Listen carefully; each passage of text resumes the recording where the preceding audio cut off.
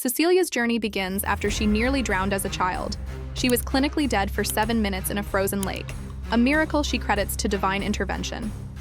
Convinced God chose her for a purpose, she eagerly accepts an invitation from Father Sal Tedeschi, a charismatic clergy member intimately linked to the convent's higher-ups.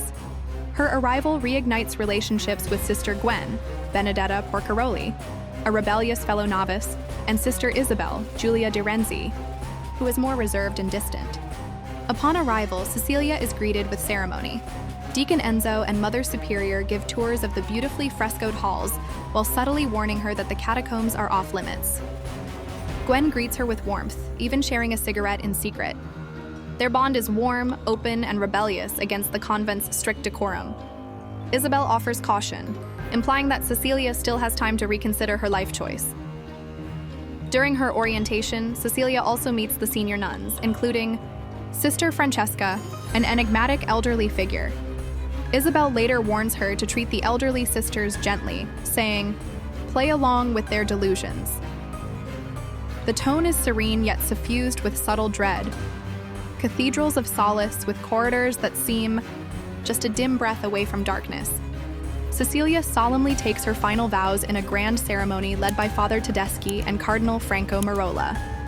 Post-ceremony, Tedeschi privately steers her toward a glass of wine and probes into her near drowning, interpreting it as a divine sign. He seems almost predatory in his attentions.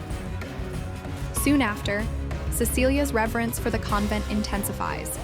The Mother Superior leads her into a hidden chamber, revealing a relic, one of the holy nails used in Jesus' crucifixion. It stands in the center of a blood-red tableau where faceless nuns, their faces masked blood red, surround Cecilia. Overwhelmed, she faints. After lingering in dreamlike shock, Cecilia awakens to find herself interrogated by Tedeschi and Dr. Gallo about her vow of chastity. Though terrified, she affirms her virginity. In response, the convent lauds her circumstances as miraculous. Ultrasound confirms that she is pregnant despite never having had sex. This news transforms the atmosphere. Cecilia is venerated like the Virgin Mary, garbed in ceremonial robes, shielded from manual labor, and gently isolated for the duration of her pregnancy. Yet the euphoria around her is laced with tension. Some nuns distance themselves, suspicious or envious. Isabel, haunted, foreshadows danger. In a chilling moment, she attempts to drown Cecilia in the bathtub, saying, "You have to try again. It was supposed to be me." Isabel then dies, plunging from a rooftop in a probable suicide. Meanwhile, Gwen is punished for her curiosity and candor. Her tongue is cut out after she resists the narrative and pushes Cecilia to question the official story. Amid growing isolation and hidden horrors, Cecilia uncovers the convent's dark truth. The pregnancy isn't divine. They have been conducting genetic experiments. Father Tedeschi, once a biologist, extracted DNA from the holy nail, artificially inseminating a selection of virgin nuns to create a modern messiah. Cecilia, chosen for her miraculous survival, is their success, but not their last attempt. Prior fetuses mutated grotesquely. Their jars contain these aborted vestiges of failed attempts. Gwen's blunt confrontation, "They artificially inseminated her," captures the sterile horror of it. Tedeschi's twisted moral rationalization, resurrecting faith, bringing back Christ to a disillusioned world by pushing science to serve religion. As pregnancy advances, Cecilia's psychological and physical suffering intensifies. She steals a stone from the courtyard, preparing mentally for what lies ahead. When sensory terror peaks, rival nuns stalking her, visions of undead sisters. In catacombs, she initiates a desperate escape. In one attempt, she feigns a miscarriage by slaughtering a chicken and staging a false abortion by soaking herself in its blood. Taken by Tedeschi to a hospital, authorities discover the ruse, finds like the chicken's head, prompting her to be forcibly returned and further bound. Her ordeal peaks when they brand her feet with crosses to mark her as property. Isolated, broken, she contemplates her fate, pregnancy as martyrdom or abomination. In the climax, Cecilia breaks loose, hallways echoing with church bells and her overgrown belly.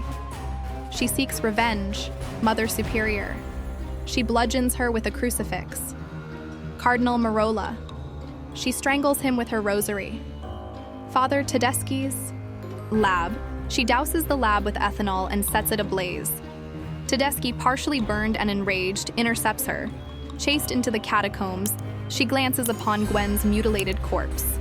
In a brutal confrontation, Tedeschi attempts to perform a cesarean extraction. Cecilia reacts instinctively, piercing his throat with the holy nail. Final moments and aftermath escaped from the convent grounds, Cecilia collapses into labor in the moonlit woods. She delivers, screams echo, hears the monstrous rasp of the newborn. Whatever the child is, Messiah or abomination, it is horrifying. Cecilia, holding the infant, finds a boulder, grips it with trembling hands, and crushes the newborn, ending the offspring and her suffering. The credits roll on the primal image, a battered mother and a lifeless child, a final act of destruction, eclipsing creation. Immaculate charts Cecilia's transformation from hopeful novice to traumatized rebel. Through visceral imagery and philosophical tension, it challenges faith, science, and bodily sovereignty, ending with a raw, decisive reclamation of agency in the most primal sense.